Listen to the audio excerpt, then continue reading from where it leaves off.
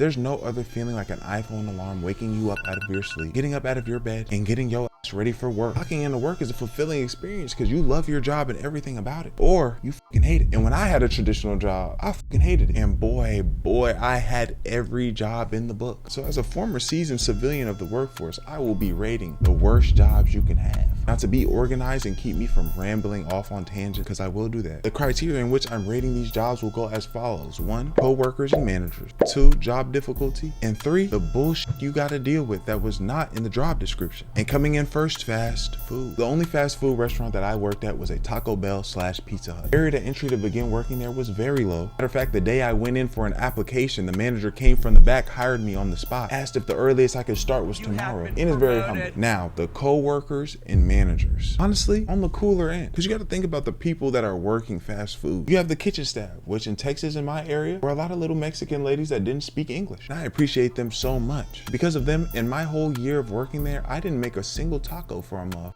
I was strictly cash register and pizza maker. My other co-workers were kind of like me as well. Shout out my boy Serene. I don't know where you are today, but I hope you're doing well. Him and I used to take the old oil to the back in the dumpster, dump it out, have good conversation. My dog Sir Jason. Yes, his name was Sir Jason. I thought he was trolling when he first told me that. He was a cool dude and he could rap. He would pull up to work so faded. But Sir Jason, he had a very theatrical ending. He wasn't the best cashier or the best cleaner or the best at customer service or anything at all. On the last day when the manager got on his ass about being slow, he said, "Fuck you and fuck this job," and walked out. Now, the managers. At the time, these seemed like adults to me, but now that I'm older, these are just older kids managing younger kids. I had 2 managers. One of them was this hood Asian girl, pink box braids, was in a relationship with one stud, and was busy, would come back to the kitchen and help us, was not employed or on payroll. I used to love this manager because she had the biggest crush on me, almost a little too big. She wanted to partake in my seminal fluid so bad that whenever anybody would ask me to wash dishes, she would say, "No, he doesn't wash dishes, he don't have to," and would literally tell me to go look pretty somewhere. That came with a price as well though, because whenever I was a cashier at the window and some fine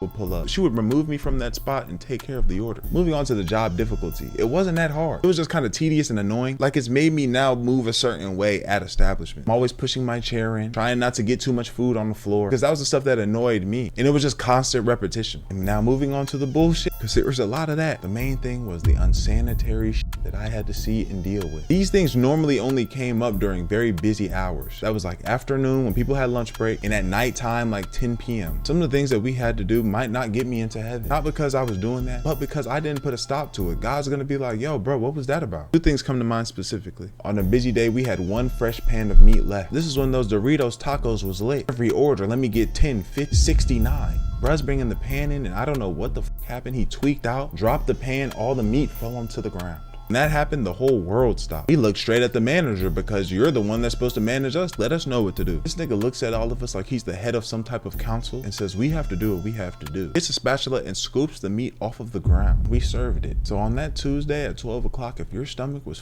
up, that's why. And the other thing, there was a roach swimming around in the pizza sauce. I had seen it after I had served like fucking 10 pizzas, so I didn't know what else to say. This gets a 5 out of 10. Moving on, second, retail. Now, working retail was literally just 1 step ahead of working at fast food. And this is because you don't have to worry about hungry customers, nasty food messes, but the mess that comes with a retail associate is different. We'll get there. The co-workers and managers. These co-workers are probably gonna be the coolest people you have in all of your work life. Y'all are all in the same position. You're gonna see some baddies there. You're gonna meet some real niggas, and y'all all basically the same, going through the same thing. The problem lies because there's 3 types of associates. One that cares too much about their job, willing to live and die about $10.50. The one that don't give a damn about their job at all. No matter how busy it is, how f***ed up it is, they're gonna be in the back scratching between their ass or something. And then there's me, the one in the middle. I care about my job. I don't want to lose it. I'm gonna do exactly what's needed. On the other hand, I will not slave for y'all. No, I'm not coming into an extra shift. No, I'm not staying late. If it has anything to do with me working harder here, longer here, it's a no. So leave me alone and let me adjust these clothes and shoes. Oh yeah, the retailer that I used to work at was a Dick's Sporting Goods at the mall. The traffic in and out was actually kind of crazy at times. With so much traffic and people going to and fro, there's only one type of manager, the dickhead. I'm talking about they're the type that if everything was done, find some way to look busy. You can't stand in one spot too long. You got to stay moving. What's that? You had 1 more extra minute on your lunch break? Do you know what we'll do to you? Get your bitch ass on that line. So yeah, keep that in mind. One more thing about managers in retail is their need to rally everybody up at the front of the store for a meeting and talk about how many sales we've made or didn't make. check? Bitch, my check is $9.30. Unless you're about to drop 10 bands in my account like a scammer, I don't care how much this store is made. Moving on to job difficulty. Also wasn't too bad, but it definitely was a level above fast food. You just have more responsibilities than you would at a fast food restaurant. Making sure the store looks presentable. Fast food restaurants, we damn near got to talk to people like shit sometimes. And this is when I realized people can actually be dumb, like NPC dumb. At Taco Bell, you can't be that dumb. You want taco, quesadilla, what do you want? At a retail store though, you might receive some of the dumbest questions you've ever been asked. Like I said, I worked in the shoe department. Why did a nigga come up to me and ask, what size am I? And just pointed down to his foot. I don't know if he thought working at the footwear and Dick's Sporting Goods meant that visually I could look at anybody's shoe and be able to tell what size they were. And then other little petty things. Ask you where the restroom is with a sign right next to him that says the restroom is right here. Excuse me, do you guys sell shoes here by any chance?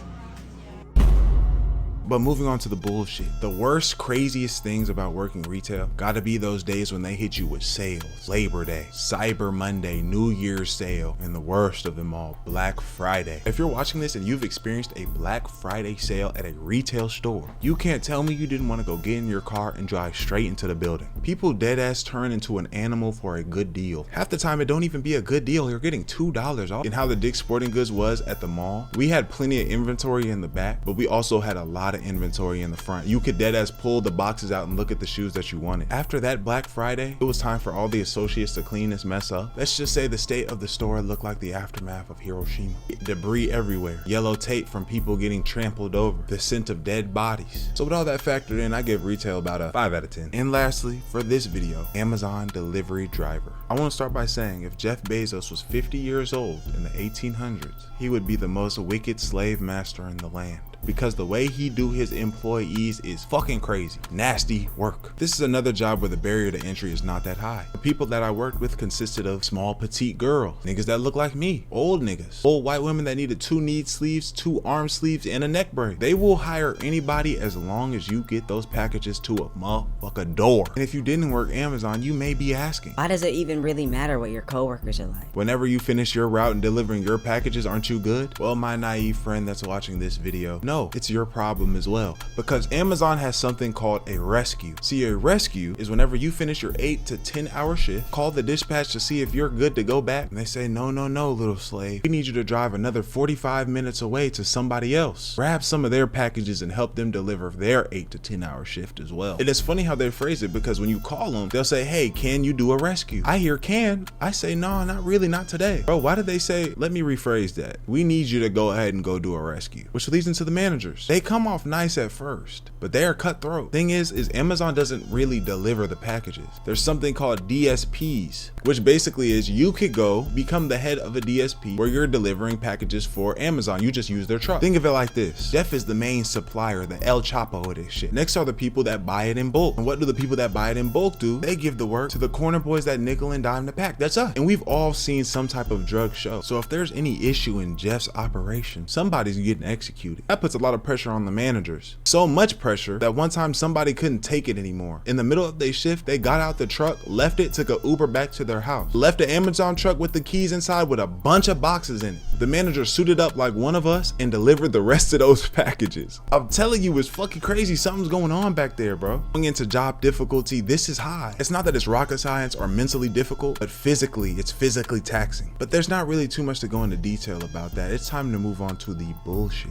This is hand down the worst shit I've experienced at any job. Out of all of them that I had, the dogs. That mailman dog feud that you see in cartoons, newspaper, comics and shit, that is a real thing. And it happened on my first day. They used to send me on country routes in Austin. It was scenic, chill vibe. That's until you got onto one of 2 lawns. Them hillbilly motherfuckers or those country Mexican family yards. Either one of those two, just know a dog finna get on your ass. Cause that's what country dogs are made for. To protect the land, let people know when people outside they shit. One time in particular, I pull up to a person's house. As soon as I get to the front door, their dog runs outside to the front of the house. This was one of those medium large dogs. I could tell he'd been through the ringer real rough. He walked up to me on some cool, nice dog shit. So I hit him with the good dog, good boy, put my hand out. Wrong move. This dumbass dog saw me as an intruder so fast. Growling, barking, walking me down, circling me. I grabbed the package that I just put down, start fighting the dog off with it. Bro, why did all this commotion? Call this nigga's brother over. An identical dog that looked just like him immediately got on this time and ain't even try to settle the situation down. Now they're both circling me. The occasional jump at me. Real life 2v1. I played it smooth, played it smart. Fought both the dogs off with the package, just kept walking slowly. Didn't want to make no sudden movements, didn't want to run. As soon as I got back over the gate, jumped over it, threw the package at him. Some nights out of my sleep, I wake up and just start barking from trauma. Overall, 3 out of 10. So to keep me from going back to this lifestyle, I beg you, please like this video. Comment as well. Let me know what jobs y'all had. Let me know some of the bullshit they put you through. I love y'all, appreciate y'all, and I'm out. ADD, let do it.